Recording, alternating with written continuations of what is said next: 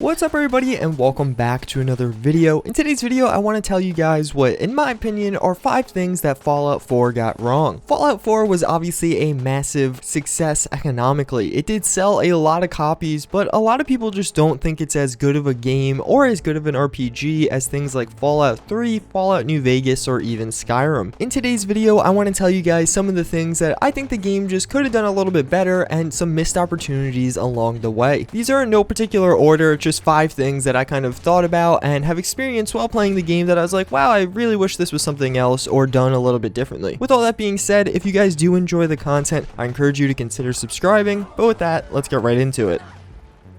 So up first for me is actually the settlement system. That was the feature I was most excited for, and if you actually watch some of my content leading up to the release of Fallout 4, I talked about it in a lot of videos saying how I think I would be spending a lot of time using settlements and basically developing my own settlements and not playing the base game. I typically find myself to enjoy games like that, base builder games and kind of like civilization games that allow you to build up your own thing, and the fact that that was getting implemented into an awesome world like Fallout 4 had me super excited. In the past, I always used mods like Real-Time Settler and things like that. I always just found them to be a ton of fun and just create a really interesting dynamic with the game. Well, upon release of Fallout 4 and actually playing the settlement system for myself, I think it's actually one of the worst parts of the game. I find it to be extremely repetitive and boring. Obviously, some people like base building more than me and do find settlements quite a bit of fun. Obviously, there's a lot of mods dedicated to that. I just have trouble dedicating time to settlements because I feel like there's no real payoff. My main gripe with settlements in Fallout 4 is there's just nothing to do with them. I mean, yeah, you could spend a lot of hours building up your settlement and gaining different settlers, designing nice houses for all of them, but then what? You'll easily fend off a raid every once in a while. Even if you build the strongest base in the world, you're still gonna have to go run back there and help defend due to the way the mechanics work. There's no interaction between settlements. I mean, yeah, you have supply lines, but other than that, all it is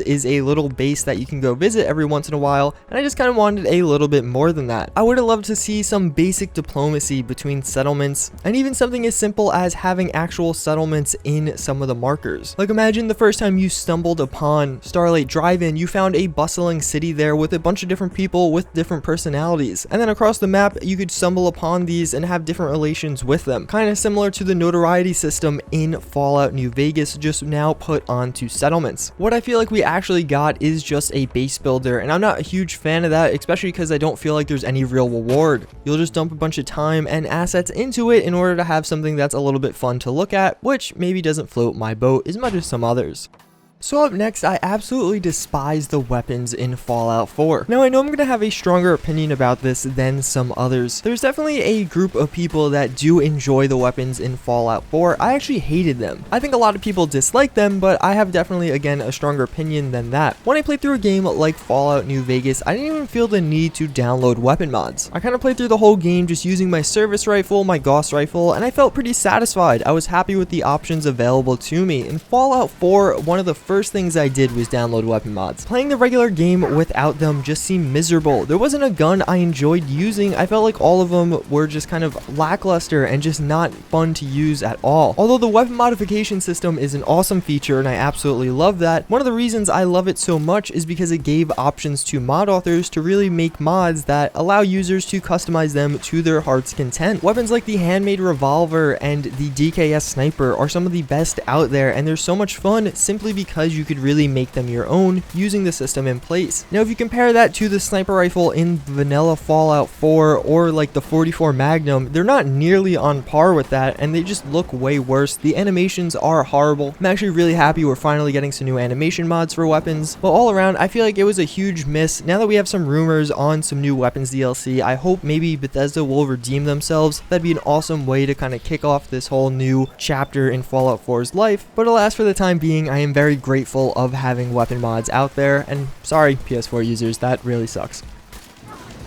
The DLC. So I actually don't like the DLC for Fallout 4 for a number of reasons. First and foremost, the actual format of the DLC. If you look back on previous Bethesda games, they are regarded as having some of the best DLC ever. Like, those games set the standard for what good DLC is. Fallout 4 totally did not do that. I don't know what the hell happened internally, but the Fallout 4 DLC had so many opportunities and missed them completely. On top of all that, we actually had to pay more for the season pass. Fortunately, I got it at the lower price, But if you guys remember, right around when the game was released, they raised the price of the season pass because they were releasing new DLC, and yet we probably got the least content heavy and some of the worst DLC out of any of the Fallout games. Nuka World and Far Harbor are very cool and interesting DLCs. Even the robot DLC did add some cool features, but my main issue with the DLCs for Fallout 4 is I feel like they were extremely forgettable. Once you played through that story and experienced it, you went back to the base game and that was it. You were done. They didn't really incorporate or change anything crazy about the game or really make it a more fun game at all. The DLCs didn't implement tons of cool weapons or some cool power armors or a cool companion that was memorable. I especially have a problem with the power armor part. The power armor in Fallout 4 is a major point. If you go on any mod website, you'll see the power armor mods are some of the most downloaded. There's a reason for that. Power armor is very cool and a very cool feature that they implemented. Yet with each subsequent DLC, they chose to abandon it until Nuka World, where we got the overboss power armor, which like really that doesn't compare even remotely to the standard power armors in the game. I just found all the Fallout 4 DLC to be very disappointing. Maybe part of that is because I'm not a huge fan of the settlement system and a lot of them were settlement DLCs, but I also feel like the Fallout 4 DLC is not at all worth the money. For 50 bucks, you could get a totally new game, and the Fallout 4 DLC does not equate to that. It doesn't add nearly enough content to the game to justify that price, especially when you look at previous Fallout games and the kind of impact the DLC had there. So I know I've talked about this one in the past, but I think these cities in Fallout 4 are just not memorable and just really not that good overall. In Fallout 3, New Vegas, and especially in Skyrim, I feel like you had big, memorable cities that you loved to visit and you really got a cool experience when going there. You could tell the difference between a city and just a normal settlement, and I feel like in Fallout 4, this is just a huge missed opportunity. Diamond City does not feel like a city. It actually feels pretty boring. There's nothing ever going on there, and I just feel like when you compare that to something like Rivet City or Megaton, it just does not compare at all. If they would have taken advantage of their own settlement system and made a settlement city somewhere or a few of those around the map, it would have so easily solved this problem and even some of the problems I do have with settlements, but it doesn't seem like they wanted to do that. So instead, you have a bunch of blank or very lightly built on areas scattered across the map that just don't really have that much options there. You have a trader and something else, but nothing that memorable or special.